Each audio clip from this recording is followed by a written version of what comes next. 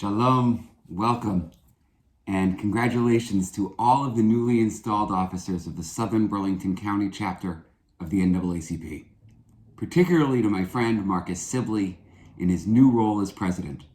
It's an honor to be with all of you today. This morning in synagogue, Jews around the world read about the final 3 plagues brought upon Pharaoh and both the actively and passively complicit Egyptian people who benefited from the systemic oppression of the Israelites. The entire Egyptian economy depended on Israelite labor, and that was not something that the privileged were going to give up so easily. Pharaoh's heart, we remember, is hardened against God's presence, made manifest through Moses' calls to release the Israelites from Egyptian subjugation. We know how the story goes, though. The Israelites, in haste, after the final plague, the slaying of the firstborn, without enough time to let their dough rise, rush for the exit.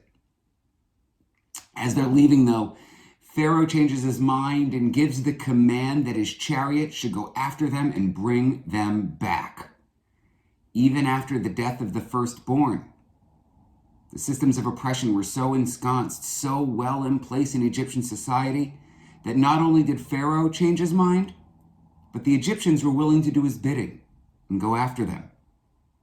Exodus chapter 12, verse 30 reminds us that, quote, "There was a loud cry in Egypt, for there was no house where there was not someone dead." Needless to say, freedom's difficult to achieve and difficult to maintain. God demands it of humanity, yet humanity continues to struggle to make it manifest. The powers that benefit from systemic oppression are strong. And only when we unite to march together on the long march to freedom do we come closer to the prophetic visions of equality for all of God's creatures. We may have crossed the sea, but we still stand in the wilderness. But we're there together. The Jewish community and the African American community have a long history of supporting one another against oppression. I commit that my community, Congregation Beth Tikva in Evesham Township, stands alongside you in seeing the full humanity of all of God's creatures. On the Exodus, in his sermon, The Death of Evil Upon the Seashore, Dr. King preached, "Let us not despair. Let us not lose faith in man and certainly not in God. We must believe that a prejudiced mind can be changed, and that man, by the grace of God, can be lifted from the valley of hate to the high mountain of love.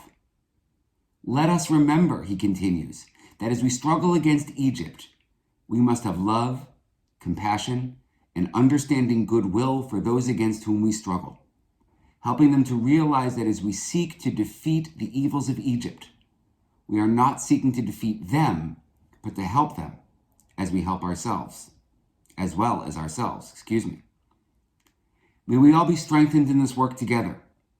May today, in this week of new beginnings, may it be a day of renewed collaboration and commitment to securing a future of justice, love, equality, and a true lasting peace.